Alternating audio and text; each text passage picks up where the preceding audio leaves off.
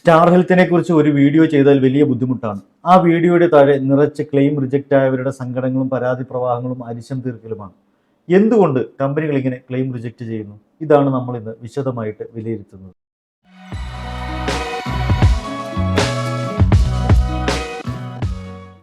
Claim കിട്ടിയവർക്ക് സന്തോഷമാണ്, അവരാണ് കൂടുതലുള്ളത്. ക്ലെയിമിന് പോകുന്ന 90% ആളുകൾക്കും ഭൂരിപക്ഷം കമ്പനികളും ക്ലെയിം കൊടുക്കുന്നുണ്ട്. അതാണ് ക്ലെയിം സെറ്റിൽമെന്റ് റേഷ്യോ കാണിക്കുന്നത്. ബാക്കി വരുന്ന 10% പല കാരണങ്ങളാൽ ക്ലെയിം ലഭിക്കാത്തവർ. കൊറോണ കാലത്ത് 35% ആളുകൾക്ക് വരെ ക്ലെയിം നിഷേധിച്ച കമ്പനികളും ഇന്ത്യയിലുണ്ട്. എങ്കിലും ക്ലെയിം കിട്ടാത്തവർക്ക് പണനഷ്ടം മാത്രമല്ല, വിശ്വാസമാണ് നഷ്ടപ്പെടുന്നത്. ക്ലെയിം തരാത്ത കമ്പനിയോട്, അവർക്ക് പോളിസി കൊടുത്ത ഏജന്റിനോട് വലിയ ദേഷ്യമാണ് ഉണ്ടാവുക. ചിലർ മൊത്തത്തിൽ ഹെൽത്ത് ഇൻഷുറൻസ് തന്നെ വെറുക്കും. കാരണം ഒരു പോളിസി എടുക്കുമ്പോൾ വലിയ പ്രതീക്ഷയിലാണ് പോളിസി എടുക്കുക. മിക്കപ്പോഴും യാഥാർത്ഥ്യങ്ങൾ ബോധ്യപ്പെടുന്നതിനപ്പുറം പോളിസിയിൽ കാണുന്ന ബെനിഫിറ്റുകൾ മാത്രം കേട്ട് അതിൻ്റെ അടിസ്ഥാനത്തിൽ കരുതും ഇനി എല്ലാ ക്ലെയിമും കിട്ടും, ഹോസ്പിറ്റലിൽ പോയാൽ മാത്രം മതിയെന്ന്. പക്ഷേ അങ്ങനെയൊന്നുമല്ല സംഭവിക്കുന്നത്. പിന്നെ ഏജന്റിനോടുള്ള വിശ്വാസം, സ്വന്തം നാട്ടുകാരനല്ലേ, പരിചയക്കാരനല്ലേ തുടങ്ങിയ പല കാരണങ്ങളുണ്ട് ആ വിശ്വാസത്തിന്. ഇതിലൊക്കെ ഉപരി പോളിസി എടുക്കുന്ന കമ്പനിയെക്കുറിച്ചുള്ളൊരു വിശ്വാസം, വലിയ കമ്പനിയല്ലേ തുടങ്ങിയ ധാരാളം കാരണങ്ങൾ അതിനുണ്ട്. ഇത്തരത്തിലുണ്ടാകുന്ന വിശ്വാസത്തിൻ്റെ അടിസ്ഥാനത്തിലാണ് പോളിസി എടുക്കുക. നമുക്ക് ഒരാളിലുള്ള വിശ്വാസം നഷ്ടപ്പെടുന്നതോടെ നമ്മൾ അവരുടെ ശത്രുവായിട്ടാണ് മാറുന്നത്. വിശ്വാസം അതല്ലേ എല്ലാം. ഹെൽത്ത് ഇൻഷുറൻസ് ക്ലെയിം റിജക്റ്റ് ആകുമ്പോഴും അതുതന്നെയാണ് സംഭവിക്കുന്നത്. ഇനി നമുക്ക് സ്റ്റാർ ഹെൽത്തിൻ്റെ കാര്യത്തിലേക്ക് വരാം. കൊറോണയ്ക്ക് മുമ്പ് 2018-19 കാലഘട്ടത്തിൽ 18 കോടിയിലധികം കസ്റ്റമേഴ്സ് ഉണ്ടായിരുന്ന ഇന്ത്യയിലെ ഏറ്റവും വലിയ ഹെൽത്ത് ഇൻഷുറൻസ് കമ്പനിയായിരുന്നു സ്റ്റാർ ഹെൽത്ത്. പ്രീമിയം കുറവ്, അത്യാവശ്യം എല്ലാ ക്ലെയിമുകളും കിട്ടും. 2006 കമ്പനി തുടങ്ങിയ സമയം മുതൽ നോക്കിയാൽ ജനങ്ങളെ ഹെൽത്ത് ഇൻഷുറൻസ് പഠിപ്പിച്ചത് സ്റ്റാർ ഹെൽത്ത് ആണ്. ലോസ് മേക്കിംഗ് ബിസിനസ് ആണ് ഹെൽത്ത് ഇൻഷുറൻസ്. അതും ജനസംഖ്യ കൂടുതലുള്ള, ക്വാളിറ്റി ലൈഫ് സ്റ്റൈൽ കുറവുള്ള ഇന്ത്യ പോലുള്ള അവികസിത രാജ്യങ്ങളിൽ ഹെൽത്ത് ഇൻഷുറൻസ് ബിസിനസ് നഷ്ടവും പേരുദോഷവുമാണ് തിരികെ തരിക എന്ന് പറഞ്ഞു നടന്ന കോർപ്പറേറ്റ് മുതലാളിമാർക്കിടയിലേക്കാണ് വി ജഗന്നാഥൻ സാറും കുറച്ച് സുഹൃത്തുക്കളും കൂടി അത് തിരുത്താൻ കഴിയുമെന്ന് പറഞ്ഞ് സ്റ്റാർ ഹെൽത്ത് തുടങ്ങിയത്. അവരുടെ വിജയവഴി കണ്ടിട്ടാണ് പിന്നീട് മറ്റ് കമ്പനികൾ ആ മേഖലയിലേക്ക് വന്നതും. 2007 ജർമ്മൻ കമ്പനിയായ മ്യൂണിച്ചും അപ്പോളോ ഹോസ്പിറ്റൽസും കൂടി അപ്പോളോ മ്യൂണിച്ച് എന്നൊരു ഹെൽത്ത് ഇൻഷുറൻസ് കമ്പനി തുടങ്ങി. പക്ഷേ അവർക്ക് പിടിച്ചു നിൽക്കാൻ കഴിഞ്ഞില്ല. അവർ പിന്നീട് HDFC എർഗോയ്ക്ക് കമ്പനി വിറ്റ് ഇന്ത്യയിലെ ബിസിനസ് മൊത്തത്തിൽ മതിയാക്കി. 2008 ഇന്ന് നിവാബൂപ്പ എന്നറിയപ്പെടുന്ന പഴയ മാക്സ് ബൂപ്പ വന്നു. ലോകമെമ്പാടും ഹെൽത്ത് ഇൻഷുറൻസ് ബിസിനസ് ചെയ്ത് പരിചയവും തഴക്കവും പഴക്കവുമായിട്ടാണ് ബൂപ്പ ഇന്ത്യയിൽ വന്നത്. അവരുടെ തുടക്കം വളരെ പതുക്കെയായിരുന്നു. അതുകൊണ്ട് തന്നെ ആ കാലഘട്ടത്തിലെ അത്യാവശ്യം വലിയ പ്രീമിയത്തിൽ കുറച്ച് പോളിസികൾ നൽകി ഒരു സൈഡിലൂടെ മുന്നോട്ട് പോവുകയായിരുന്നു അവർ. അതേസമയം സ്റ്റാർ ഹെൽത്ത് 300 രൂപയ്ക്ക് വരെ പോളിസികൾ ഇറക്കി. 3000 രൂപ കൊടുത്താൽ ശരാശരി ഒരു കുടുംബത്തിന് അത്യാവശ്യം നല്ല ഒരു ഹെൽത്ത് ഇൻഷുറൻസ് പോളിസി സ്റ്റാർ ഹെൽത്തിൽ നിന്നും ലഭിക്കുമായിരുന്നു. സ്റ്റാർ ഹെൽത്ത് ചെന്നൈ ആസ്ഥാനമായി പ്രവർത്തിക്കുന്ന കമ്പനി ആയതുകൊണ്ട് തന്നെ സൗത്ത് ഇന്ത്യയിലാണ് അവർക്ക് കൂടുതലായിട്ട് കസ്റ്റമറിനെ ലഭിച്ചത്. അങ്ങനെയാണ് 2018-19 കാലഘട്ടത്തിൽ എത്തിയപ്പോഴേക്കും ഇന്ത്യയിലെ ഏറ്റവും വലിയ ഹെൽത്ത് ഇൻഷുറൻസ് പ്രൊവൈഡറായി അവർക്ക് വളരാൻ കഴിഞ്ഞത്. കൂടാതെ ഹെൽത്ത് ഇൻഷുറൻസിൽ അധികം ഇൻവെസ്റ്റ് ചെയ്യാതിരുന്ന പ്രമുഖ ജനറൽ ഇൻഷുറൻസ് കമ്പനികളെ അടക്കം ഈ മേഖലയിലേക്ക് കൊണ്ടുവന്നത് സ്റ്റാർ ഹെൽത്തിൻ്റെ ഈ വിജയമായിരുന്നു. പക്ഷേ ഒരു ദിവസം എല്ലാം കലങ്ങി മറിഞ്ഞു. 2020 ഏപ്രിലിൽ കൊറോണ പടർന്നു പിടിക്കാൻ തുടങ്ങി. ലോക ആരോഗ്യ രംഗത്തിനൊപ്പം ഇന്ത്യൻ ആരോഗ്യ രംഗവും ഇനി എന്ത് ചെയ്യണം എന്നറിയാതെ പകച്ചു നിന്ന സമയങ്ങളായിരുന്നു അതൊക്കെ. 140 കോടി ജനങ്ങളിൽ 18 കോടി കസ്റ്റമറുള്ള സ്റ്റാർ ഹെൽത്തിന് അത് വലിയ ഒരു ഇരുട്ടടിയാണ് തന്നത്. ആദ്യം ഇത് ഒരു പ്രകൃതി ദുരന്തം എന്ന നിലയിൽ ക്ലെയിമുകൾ റിജക്റ്റ് ചെയ്യാനായിട്ട് തുടങ്ങി. പിന്നെ പുതിയ പോളിസികൾ ഇറക്കി. ഒന്നും കാര്യമായ ഫലം കണ്ടില്ല എന്ന് മാത്രമല്ല, അത് വലിയ തിരിച്ചടികളാണ് കമ്പനിക്ക് കൊടുത്തത്. കൊറോണ ക്ലെയിമുകൾ നിഷേധിക്കാൻ പാടില്ല എന്ന് ഗവൺമെന്റ് ഉത്തരവ് വന്നതോടെ കാര്യം അതിലും വളരെ മോശമായി. കമ്പനിയുടെ റിസർവ് അടക്കം കയ്യിലുള്ള പണം തീർന്നുകൊണ്ടിരിക്കുകയാണ്. എന്തെങ്കിലും കാര്യം പറഞ്ഞ് റിജക്റ്റ് ചെയ്തേ തീരൂ എന്നതാണ് അവസ്ഥ. കൊറോണയുമായി വരുന്ന ആളുകൾക്ക് മറ്റെന്തെങ്കിലും ചെറിയ പ്രശ്നങ്ങൾ ഉണ്ടെങ്കിൽ വരെ അതുപോലും പോളിസിയിൽ കാണിച്ചിട്ടില്ല എന്ന് പറഞ്ഞ് ക്ലെയിം റിജക്റ്റ് ചെയ്യാനായിട്ട് തുടങ്ങി. കമ്പനിയുടെ ക്ലെയിം റേഷ്യോ 58% കുറഞ്ഞു. എന്നിട്ടും ആ സാമ്പത്തിക വർഷം വലിയ നഷ്ടത്തിലാണ് അവസാനിച്ചത്. പിടിച്ചു നിൽക്കാൻ ഷോർട്ട് ടൈം ലോണുകൾ എടുത്തിരുന്നു കമ്പനി. അത് തിരികെ കൊടുക്കാൻ കഴിയാതെ വന്നതോടെ കമ്പനിക്ക് അത് ഷെയർ ആയിട്ട് കൺവേർട്ട് ചെയ്യേണ്ടി വന്നു, അവയിൽ ചിലത്. പിന്നീടുള്ള വർഷങ്ങളിൽ ആ നഷ്ടം നികത്താൻ വേണ്ടിയുള്ള ശ്രമങ്ങളായിരുന്നു സ്റ്റാർ ഹെൽത്തിന്റെ ഭാഗത്തു നിന്നും. അങ്ങനെ വന്നപ്പോൾ പണ്ട് ഇല്ലാത്ത രീതിയിൽ കമ്പനിക്ക് ക്ലെയിമുകൾ കർശനമായിട്ട് റിജക്റ്റ് ചെയ്യേണ്ടി വന്നു. കൂടാതെ നിലവിലുള്ള പോളിസികളുടെ പ്രീമിയം കുത്തിനെ കൂട്ടുകയും ചെയ്തു. ഇവിടെ കമ്പനിയെ ഹെൽപ്പ് ചെയ്തത്, ഈ റിജക്ഷന് വേണ്ടിയിട്ട് ഹെൽപ്പ് ചെയ്തത് കമ്പനി പുലർത്തിയിരുന്ന റിസ്ക് അണ്ടർ റൈറ്റിംഗ് മെത്തേഡാണ്. ഈ മെത്തേഡാണ് ഇപ്പോഴും ഭൂരിപക്ഷം ഹെൽത്ത് ഇൻഷുറൻസ് കമ്പനികളെയും ഇപ്പോഴും പിടിച്ചു നിർത്തുന്നത്. ക്ലെയിം റിജക്ഷൻ ഉണ്ടാകുന്നതിനുള്ള പ്രധാന കാരണവും ഇതാണ്. ഇന്ന് എല്ലാ കമ്പനികളും പ്രവർത്തിക്കുന്നത് ഈ മെത്തേഡ് അനുസരിച്ചാണ് എന്ന് പറയാം. അപ്പോൾ നമുക്ക് ക്ലെയിം റിജക്ഷന്റെ ഒന്നാമത്തെ കാരണത്തിലേക്ക് പോകാം. റിസ്ക് അണ്ടർ റൈറ്റിംഗ് രീതികൾ. എന്താണ് അണ്ടർ റൈറ്റിംഗ്? ഇത് ഇൻഷുറൻസ് മേഖലയിൽ പരിചയമില്ലാത്തവർക്ക് അറിയണമെന്നില്ല. ഞാൻ ചെറുതായി വിശദീകരിക്കാം. നമ്മളൊരു ഇൻഷുറൻസ് പ്രപ്പോസൽ അഥവാ അപേക്ഷയാണ് കമ്പനിക്ക് കൊടുക്കുന്നത്. കമ്പനി ആ അപേക്ഷ പ്രകാരം ഈ വ്യക്തിക്ക് പോളിസി എടുത്താൽ നാളെ എന്തൊക്കെ നഷ്ടം അഥവാ ക്ലെയിം വരാൻ സാധ്യതയുണ്ട് എന്ന് വിലയിരുത്തുന്ന പ്രക്രിയയാണ് അണ്ടർ റൈറ്റിംഗ് എന്ന് പറയുക. അതുകൊണ്ടാണ് ചില അസുഖങ്ങൾ വന്നിട്ടുള്ളവർക്ക് കമ്പനികൾ പോളിസി നിരസിക്കുന്നത്. കൂട്ടത്തിലൊരു അടിസ്ഥാന കാര്യം കൂടി ഞാൻ പറഞ്ഞോട്ടെ. ഹെൽത്ത് ഇൻഷുറൻസ് വിൽക്കാനായിട്ട് കഴിയില്ല. കാരണം അത് കസ്റ്റമറിന്റെ അപേക്ഷയുടെ അടിസ്ഥാനത്തിൽ അനുവദിക്കുന്ന ഒരു സർവീസാണ്.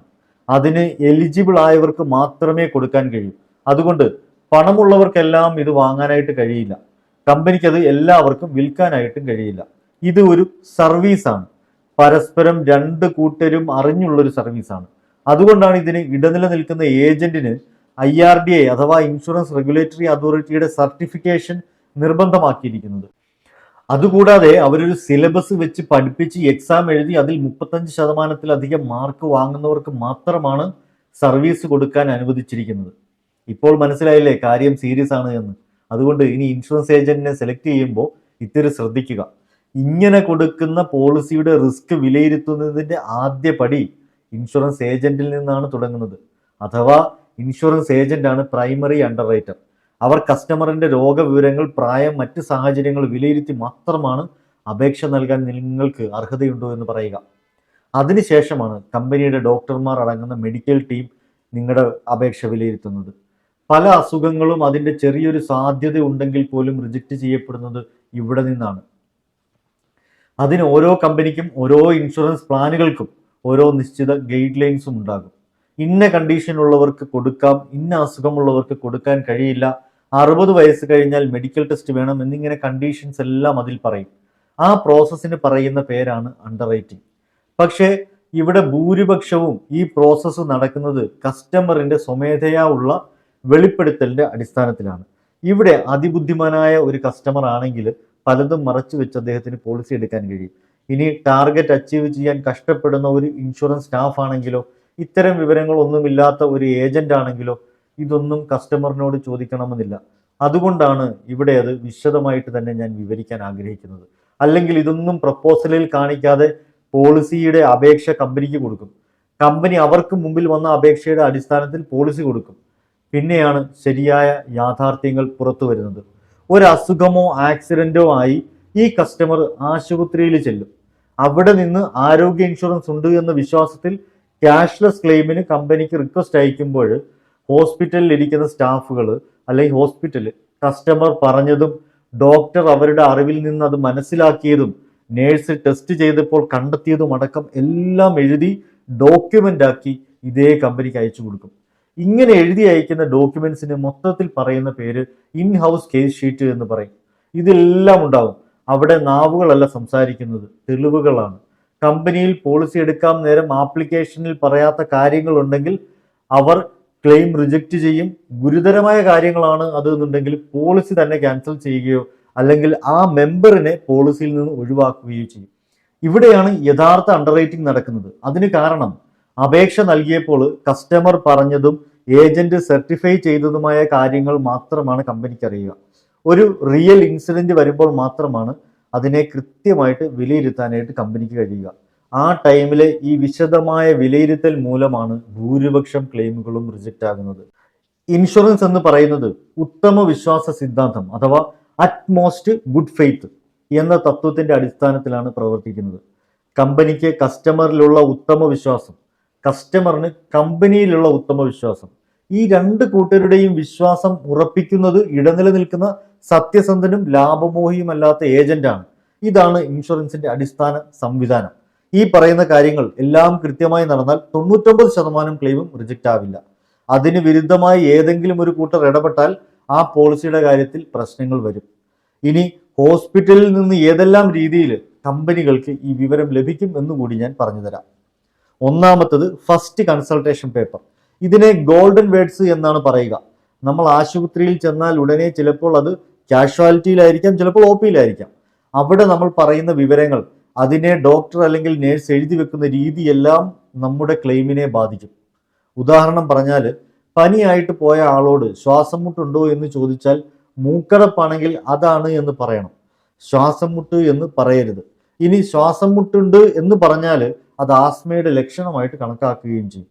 എത്ര നാളായി ഉണ്ട് എന്ന് ചോദിച്ചാൽ കുറച്ച് വർഷങ്ങളായിട്ടുണ്ട് എന്ന് പറഞ്ഞാൽ ആ ക്ലെയിമേ റിജക്റ്റ് ആവും. എത്ര നാളായി ഉണ്ട് എന്ന് നമ്മുടെ പക്കലുള്ള പഴയ ട്രീറ്റ്മെന്റ് പേപ്പറുകളുടെ അടിസ്ഥാനത്തിൽ വ്യക്തമാക്കി തന്നെ പറയണം. അല്ലെങ്കിൽ ഇത്തരം ചെറിയ വിഷയങ്ങൾ പോലും ക്ലെയിമിനെ ബാധിക്കും. രണ്ടാമത്തെ രീതി അവർക്ക് മനസ്സിലാകുന്നത് ട്രീറ്റിംഗ് ഡോക്ടേഴ്സിന്റെ ഇൻഹൗസ് കേസ് ഷീറ്റിലെ നോട്ട്സ് ആണ്.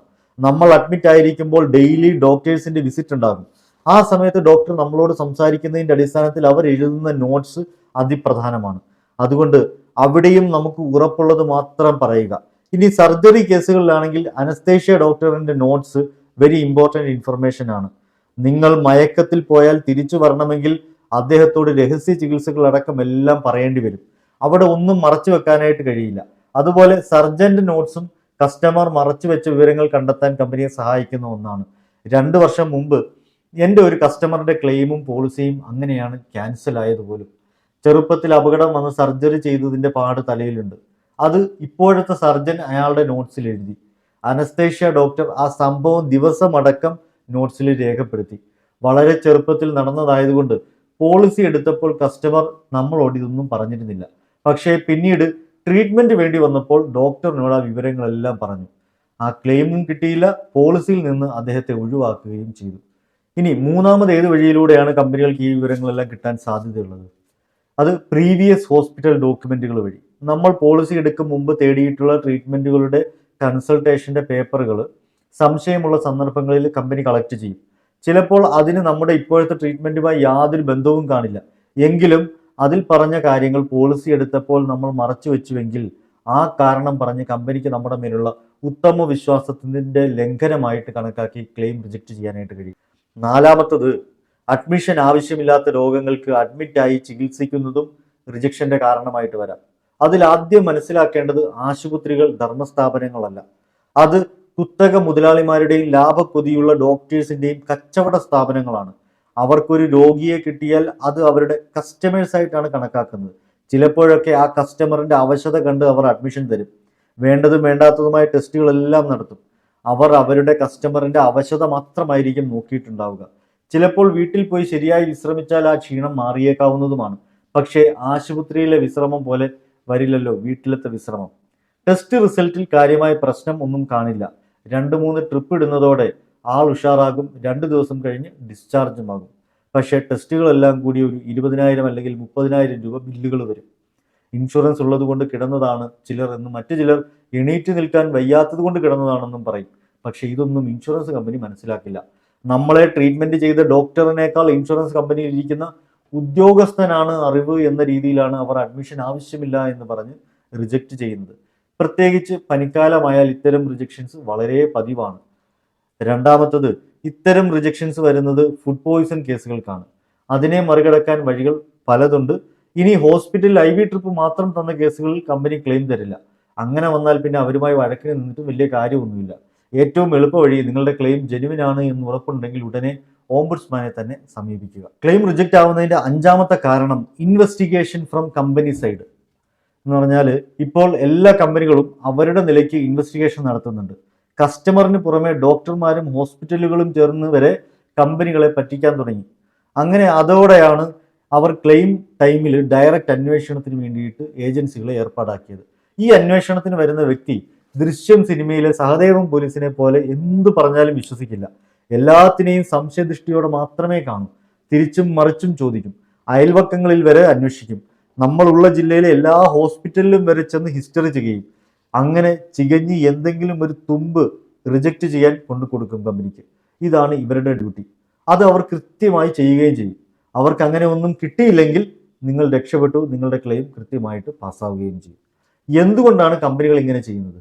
മോസ്റ്റ് എലിജിബിൾ ക്ലെയിം ആണ് കൊടുക്കേണ്ടത് എന്നാണ് ഇൻഷുറൻസിന്റെ അടിസ്ഥാന തത്വം. എങ്കിലും അതൊരു ബിസിനസ് സംരംഭമല്ലേ, അവർക്കും ലാഭത്തിലാകണമെന്ന് ആഗ്രഹമില്ലേ എന്ന് കരുതി കൊള്ളലാഭം ഉണ്ടാക്കാൻ ശ്രമിച്ചാൽ അതിനിവിടെ നിയന്ത്രിക്കാൻ പ്രത്യേക അതോറിറ്റിയും ഓംബുഡ്സ്മാനും അതിനുമേലെ കോടതികളുമുണ്ട്. അതിലെല്ലാം ഉപരി കസ്റ്റമറിന്റെ സംരക്ഷണത്തിനുള്ള ശക്തമായ നിയമങ്ങളും ഇന്ത്യയിൽ നിലനിൽക്കുന്നുണ്ട്. കാരണം ഇൻഷുറൻസ് ഡോക്യുമെന്റ് ഒരു ലീഗൽ കോൺട്രാക്റ്റ് ആണ്. അതിന് നിയമത്തിന്റെ പിൻബലമുള്ള ഒരു ഉടമ്പടി കരാറാണ്. കസ്റ്റമർ സത്യസന്ധമായാണ് പെരുമാറിയതെങ്കിൽ കമ്പനിക്ക് അവർ കൊടുത്ത വാഗ്ദാനങ്ങൾ പാലിച്ചേ തീരൂ.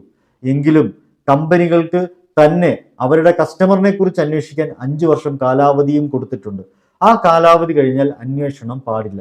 പ്രത്യക്ഷത്തിൽ വരുന്ന കരാർ ലംഘനങ്ങൾ, വിശ്വാസ വഞ്ചനകൾ ഉണ്ടെങ്കിൽ മാത്രമാണ് ക്ലെയിം റിജക്റ്റ് ചെയ്യാൻ കഴിയുക. ഇതിനെ ഇൻഷുറൻസ് മൊറട്ടോറിയം പീരീഡ് എന്നാണ് പറയുക. ഞാൻ വേറൊരു വീഡിയോയിൽ അത് വിശദീകരിച്ചിട്ടുമുണ്ട്.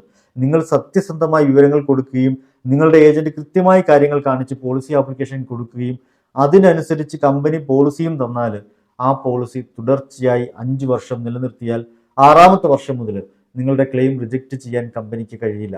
അതുകൊണ്ട് പോളിസി എടുത്ത് 5 വർഷം കഴിഞ്ഞവർ ഉണ്ടെങ്കിൽ, ഈ കാണുന്ന കൂട്ടത്തിൽ ഉണ്ടെങ്കിൽ, അതേത് വിധേനയും നിലനിർത്തുക. ഇനി എന്തെങ്കിലും ഒരു മറച്ചു വെച്ചാണ് എടുത്തതെങ്കിൽ ഒരു എക്സ്പേർട്ടിന്റെ ഉപദേശം തേടി അതിനുവേണ്ട നടപടികൾ ഉടനെ സ്വീകരിക്കുക. ഇനി ഇതുവരെ പോളിസി എടുക്കാത്തവർ ആണെങ്കിൽ എന്നെ ഈ നമ്പറിൽ നേരിട്ട് വിളിക്കാവുന്നതാണ്. എൻ്റെ നമ്പർ ഇവിടെ കൊടുത്തിട്ടുണ്ട്. ഒരു 10 കൊല്ലമെങ്കിലും മുമ്പിലോട്ട് കണ്ടു വേണം നമ്മൾ പോളിസി എടുക്കാൻ. മറ്റൊരു ഉപകാരപ്രദവുമായ വീഡിയോയുമായിട്ട് കാണും വരെ എല്ലാവർക്കും എൻ്റെ ഹൃദയം നിറഞ്ഞ നന്ദി, നമസ്കാരം.